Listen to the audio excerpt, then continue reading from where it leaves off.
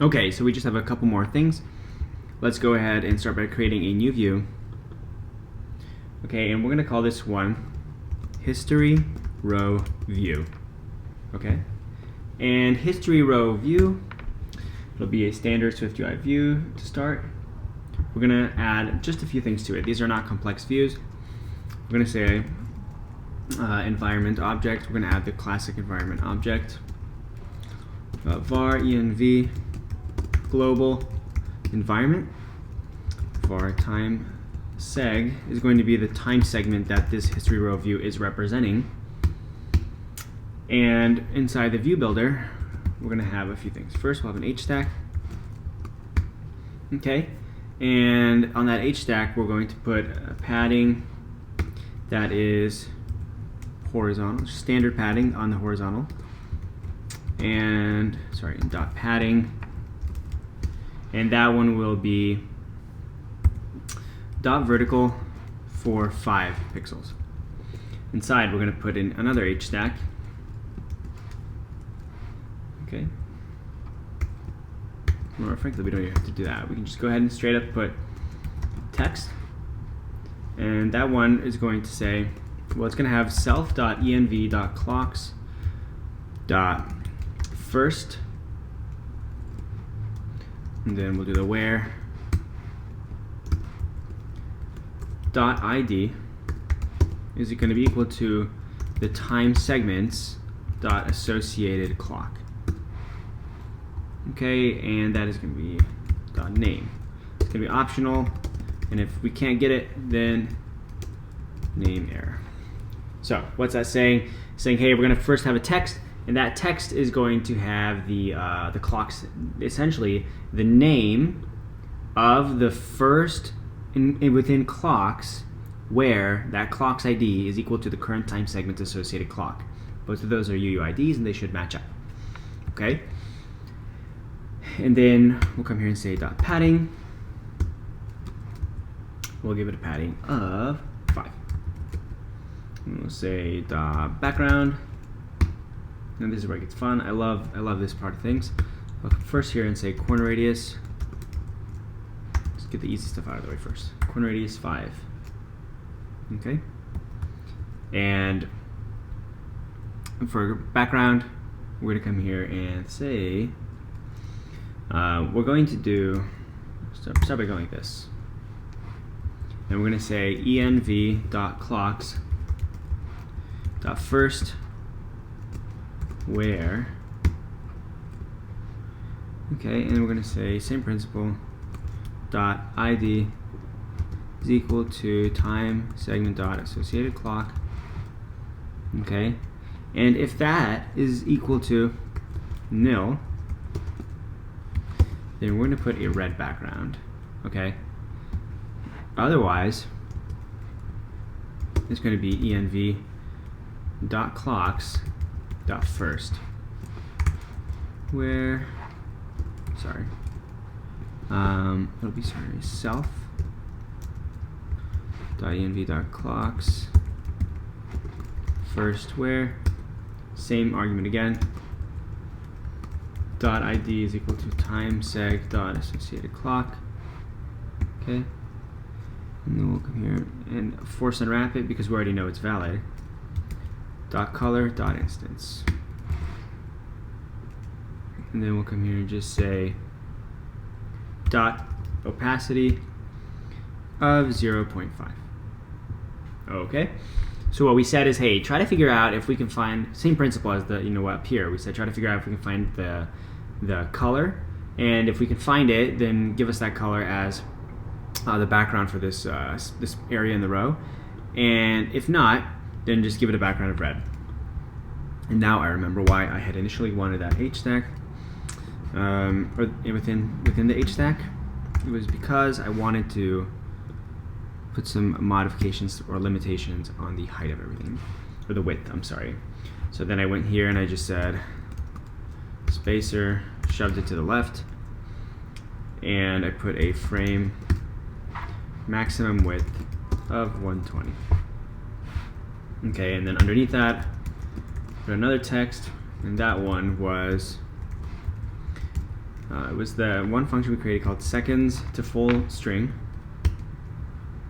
and that was of timeseg dot elapsed time from date. And we had that, we gave that one a frame width of 120, and we'll go down here, put another text, and that one is just going to be the current time underscore formatted, and the date that it needs to be given is the time segments start time. Put a spacer to shove everything to the left. Sorry about that right there. Okay, and that's really it. That's all we need for this view. Okay, honestly, not worth working on. Just gonna hide that. Okay, and then out here, we're gonna come here and say, last new file we're gonna create. We'll go to SwiftUI view. We're gonna call this one history view. Okay. And history view, this one has a bit more than everything else we've done so far in this session.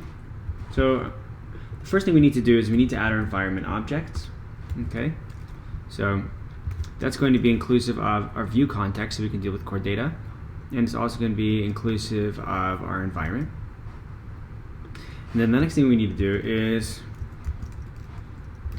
we're going to create some state variables. First one is called top expanded. And you'll see what that's for. That's going to let us show and hide our filtering area, so we can filter through different time segments. And the next one will be state var filter positives UUID. And that's going to be a list of pretty much like a list of all the different things we want to filter. So if we are trying to look at the different time segments for maybe certain clocks but not the other ones, that's how we can use this filter positives. And then we're going to have state var hide junk. That's going to hide stuff. For instance, if we want to maybe delete a clock but not delete whenever we delete a clock, we're not going to be deleting the time segment, so we have the history of that. But maybe we don't necessarily want to see all of those old time segments from old clocks, but we'll keep them in case we ever want that data for other purposes. Okay, and then inside of the view builder, we got a few things going on. So first things first, we're going to start by creating a VStack. Okay, so come here, say VStack, and then inside that VStack, we're going to put a HStack. Let's see, HStack. Okay, but before I fill that up, I just want to come here and say we're going to put padding on this VStack. I'm going to give it a background of DDD gray. Okay, within this HStack, I'm going to put the same title that we were using on everything else, or the same title and style. So it's just going to say text history with the font system size 30, weight.bold, and design.default. And that's it for the HStack. Okay? And we're going to create a function really quickly down here. That function is going to still be within our history view struct. It's going to call func load all seg. And it's going to return time segment, but an array of time segments, but the core data one. Okay, and it's going to be an optional whether or not that's returned. Make sure you know where this question mark is. It's not inside. It's not an array of optional time segments. It's an optional array of time segments. Okay, and we're going to do the same general thing that you've seen before. Let fetch request equal ns fetch request. Okay, and ns managed object. And here entity name, what kind of entities are we trying to grab? Time segment underscore cd. Okay, and then we need to do the whole do catch. So I'm gonna paste this in here. We'll just talk about it. It's gonna be a little more efficient. So it's gonna try fetching within the view context our fetch request, and it's gonna what we're going to do is we're going to optionally unwrap our return. So we're going to say, hey, if we can take the fetch and convert it or access it as an array of time segment underscore CD, then we'll return it. If we can't do that, then return nil. And if we couldn't even get inside of this do, we have the catch let, return nil as well. That's why we have the optional. Okay, so that's it for that function. Okay, and then we'll go up here to finish building this layout. So underneath the H stack, we're going to have the disclosure group. And let's go here and say disclosure group. And we're going to need this one right here. Okay, so label, we call it filters. That's how we're going to filter our history. Whether or not it's expanded will be based on the top expanded variable. And its content will be the following. It'll be an H stack.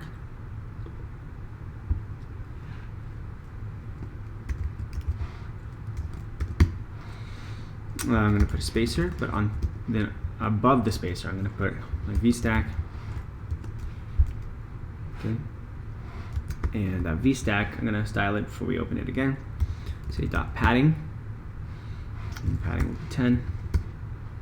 Give it a dot background of D gray dot opacity of 0.5. And lastly, a corner radius of 5. Okay. And then inside the V stack, by the way, the V stack, I want to give it an alignment of dot leading. And then inside of it, we're going to have a for each. So we'll have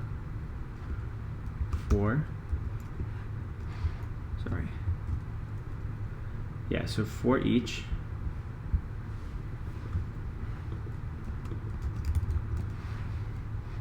self.env.clocks, so for each of the clocks. And then inside of that, well, it'll say we need to access those clocks. We'll say clock in. We'll put in H stack.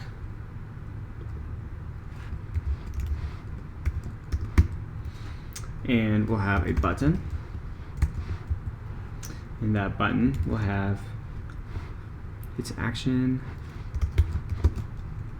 which will be if let I equal filter dot positives dot first index where dot or 0 is equal to clock dot ID, then filter positives dot remove at I, else filter positives dot append clock dot ID. So what we're saying is, hey, if you are selecting the clock and it's already there, just remove it, and if not, then you can just add it. And then the content here is we're going to put label clock dot name and system image will be the following. It'll be a ternary operator where it'll say filter positives dot first where is the $0 is equal to clock dot ID. If it's equal to nil, then you're going to put circle. Otherwise, you're going to put circle dot fill. And then from there we'll say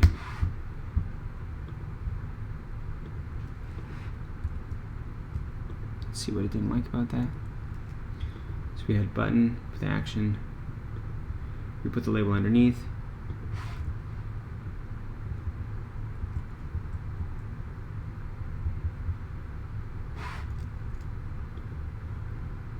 Okay. I just did not like this. We'll need to put that. There we go, perfect. We forgot to put, so you'll see we forgot to put those curly brackets right there and there, okay?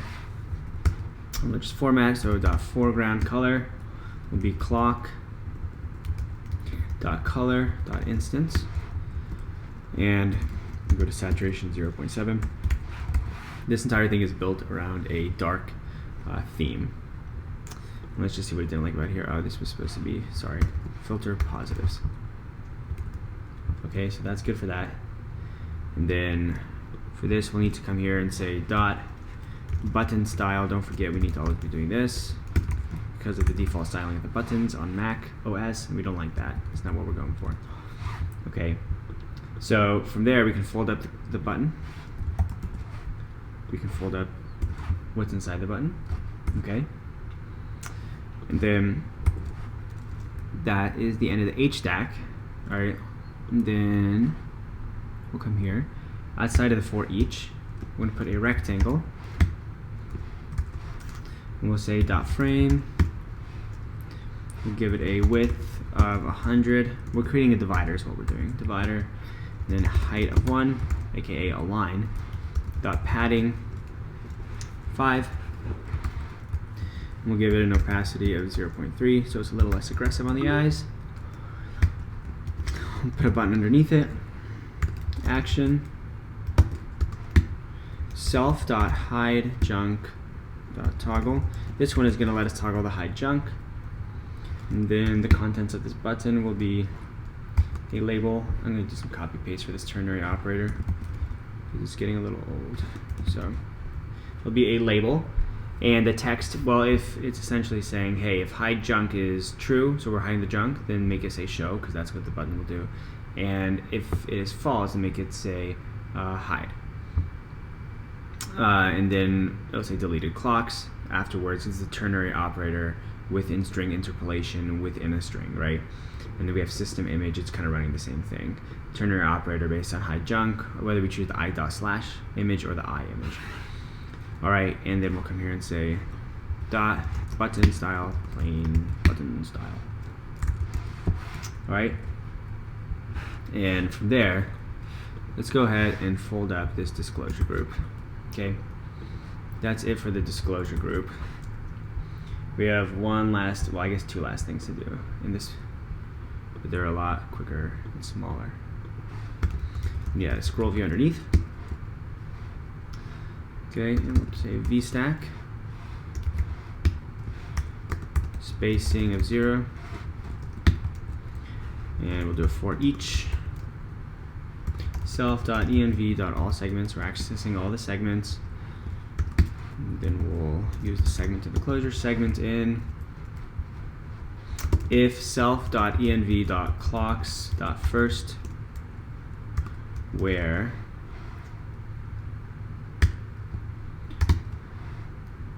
and we'll say 0.id is equal to segment.associated clock. Okay.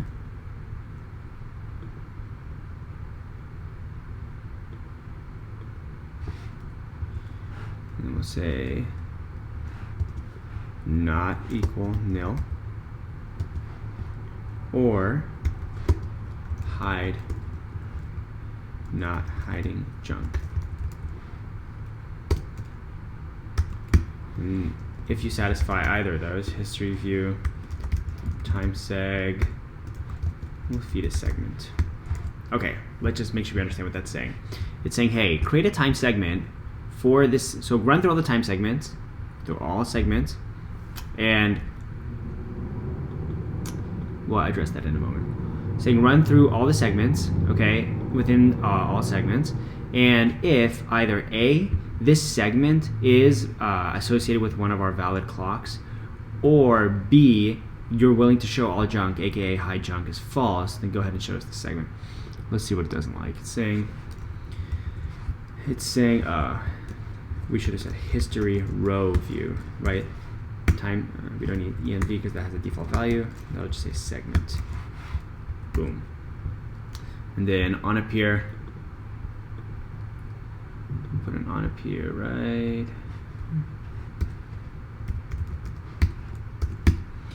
If let segs equal load all seg dot two regular segments, then self.env.allSegments equals segs, else print could not load all segs. That's just saying, hey, every time I see this view, please go and fetch all of the, essentially please run load all segs, and if we're able to convert it to the standard segment class rather than the CD class, aka converting it to the two regular segments function, then set the environment all segments equal to this new value we were able to fetch and unwrap into this new form.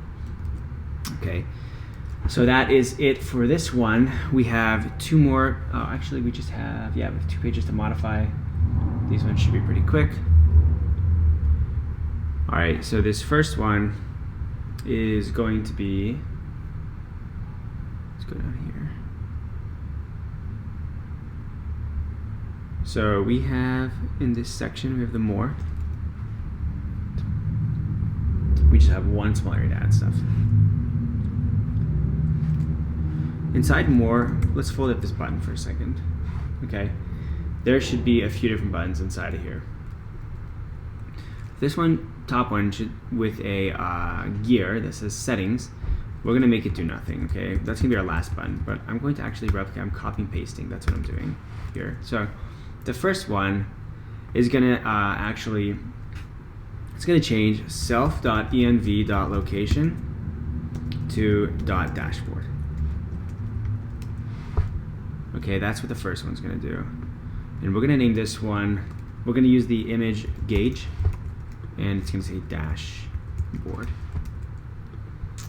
And the second one is going to change self.env.location. It's gonna make it equal to .history. This one is gonna say tray.full. These are just icons I found in the SF symbols that I thought looked nice. History is what it'll say. The last one we'll leave it as is, okay? So that's it for these. Okay. And then from there, I'm gonna go ahead and get rid of this background color.red. That was getting pretty ugly. We didn't need that anymore. And then this no longer should be vstack dashboard view. Instead, what it should be is group. And we'll say if self.env.location is equal to .dashboard, then show the dashboard. So we're changing the view based on the value of location. Else, we'll say if self.env.location is equal to .history, then show us history view.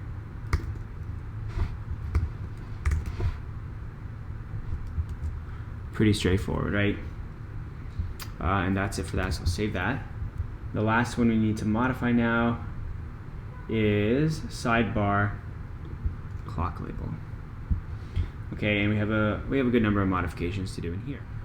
Okay, so let's go ahead and finish up this last set of changes. We're gonna come here and create the new environment.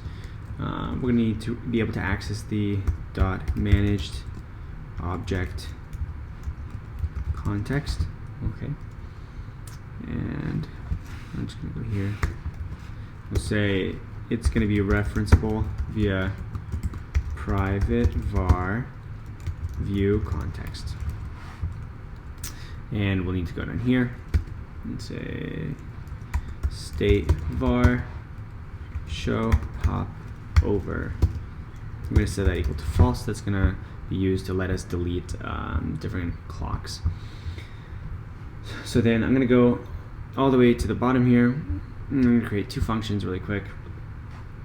First one, func add seg. Okay. And it looks a lot like the function we had for adding a clock, and we're going to need to send in a time segment I should say, and it'll be referenceable via the word time seg. And I'm going to copy and paste this function so that way we save us some time. Same principle as what you've seen before. So we're going to say let entity equal, and we're saying, hey, the entity we're going to add is of type time segment underscore CD. We're going to add it to view context. This is the same thing as adding a clock. We're going through and we're setting all the values for the new segment, the new core data segment. And then once we're done setting all those, we're going to try to save it to the view context, and if we're not able to, we'll catch all these errors. And of course we have this other piece right here, which is the other half of this optional unwrapping, so if let. Okay, so that function is everything from here to here. That's the new function. That's the function called addSeg. You can pause and make sure it looks identical. Okay, that's the first function. And then the next function will be delete clock. And delete clock, we'll have clock, and a completion handler.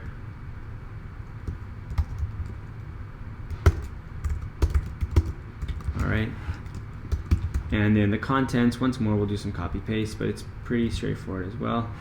So for the sake of time, I'm going to paste it over. And we're doing this in principle. We're doing a fetch request. We're trying to grab a specific clock underscore CD. So that's the class, if you remember, from our core data model. And we're doing it based off of, we're trying to find the clock where its ID, oopsie, sorry about that. We're trying to find the clock, the predicate, or the basis of our search is we're trying to find the clock where the ID is equal to clock.id. So we're feeding in a clock. It's going to try to grab the ID of the clock we're feeding in and find the corresponding object inside of core data. And if it's able to do that, so we're going to do let fetch return. It's going to try to grab it. It tries to grab the first one of those as an NS-managed object, and it's going to delete that. So object delete. And then it'll try to save. And then if it's successful in saving, then it'll actually run through the completion handler block of code. So right here. Okay. And so everything in the delete clock function is from here until here. Okay, so you can pause. You can make sure yours looks the same. I'm going to go ahead and fold that code up. Okay, that's the addSeg and the delete clock functions.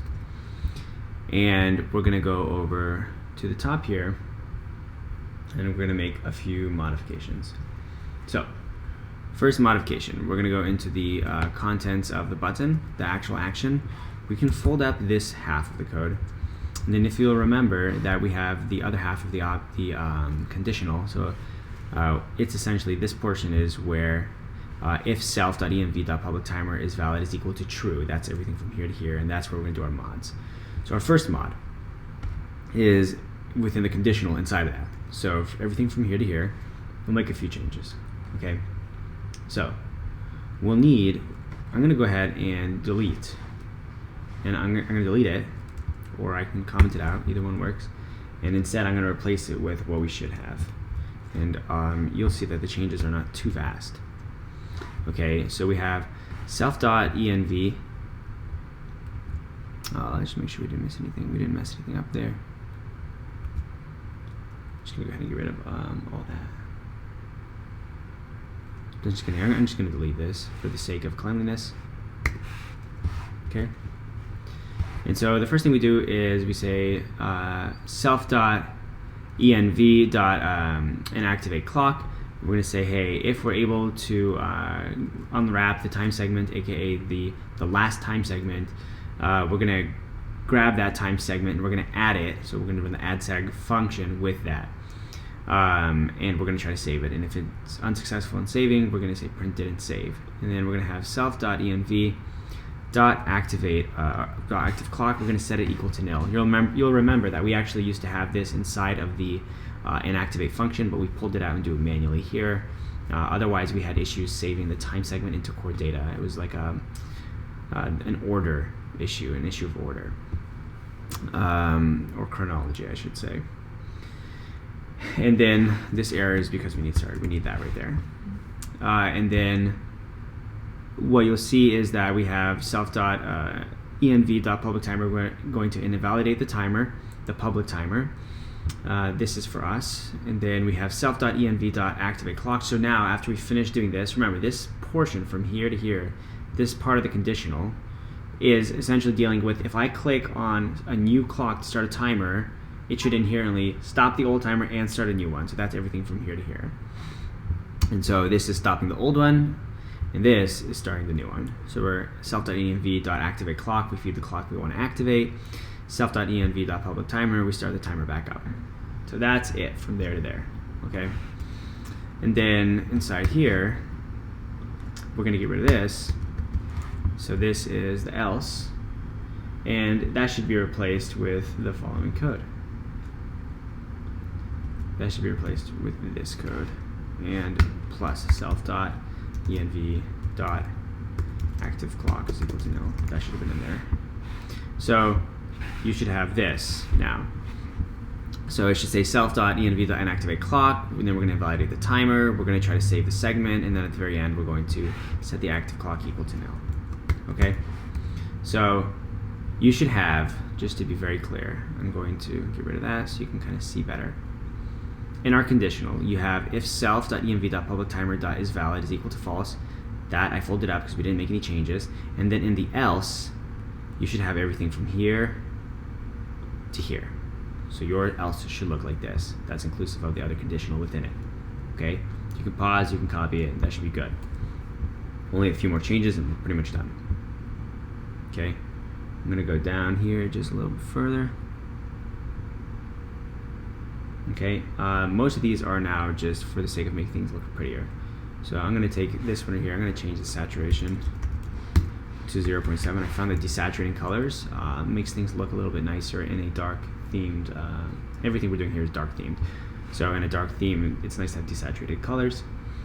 And then we'll go over to font. I made some modifications to font sizes, mainly because things needed to fit a little bit better. And then down here, I'm going to make this 20. And then down here, I'm going to do the saturation of 0.7 again. Saturation 0.7. Okay. And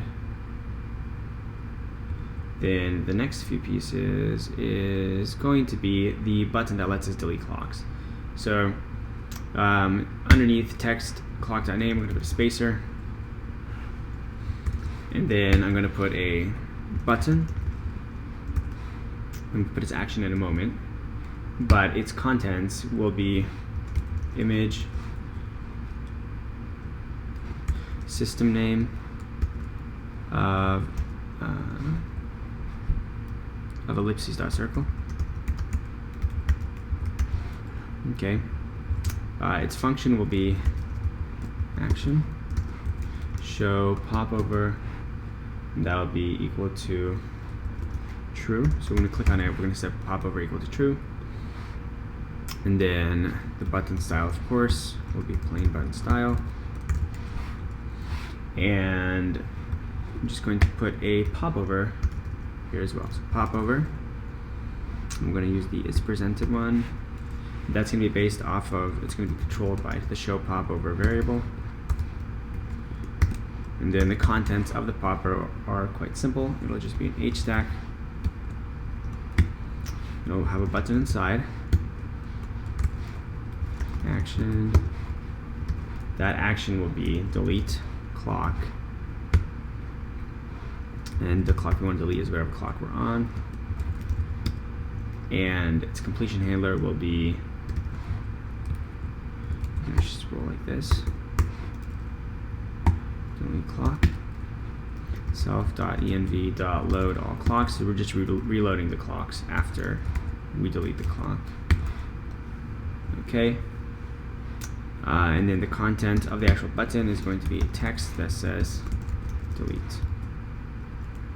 And we're going to give it a foreground color of .red, button style of plain button style, and frame of width 70, height 30. Okay. The last thing we're actually going to want to do is change this binding to a state variable, and then we're going to go over to content view. And you'll see that previously you had a $sign right here because we were dealing with binding. You should get rid of that now. And so it should look like this. In fact, what we could probably just do is go over here, get rid of all that, and just come here and say .clocks, clock in. You can even just get rid of that entirely and just say clock. Okay, and then if you save it and you run it, actually one last thing is we'll go over to Sidebar clock view, and we're going to want to, there was one thing I had messed up. If you go over to line 79, this should actually say the other side of the ternary operator, the else portion or the false portion, should say DD gray, okay, assuming you made the same color scheme as I did. I just realized that actually if you were to run that, there would be a big error, and the error actually is in the add new clock view. Inside of your function here where we do add clock, where we actually execute the add clock function, you'll notice that first we create a clock using name and color, but we're not actually using an ID or a UUID. And when we do this once here, and we do the same exact thing here, we actually created two separate instances, which isn't that big of a deal given that they have the same clock name and color, but they have different IDs, okay, which are different UUIDs. And first, let's just change it. So that should say append clock. Okay, that's simple enough, and it makes sure that we have the exact same set of data for including the ID going both to the core data and to the self-dot environment. So let's pretend we lived in a world where I were to save this and I would run it. Okay, in the current form, I should be able to create a clock right now, name it whatever, add it, and then delete it. No problem, right? Easy. But if I went the other way, if I actually had left it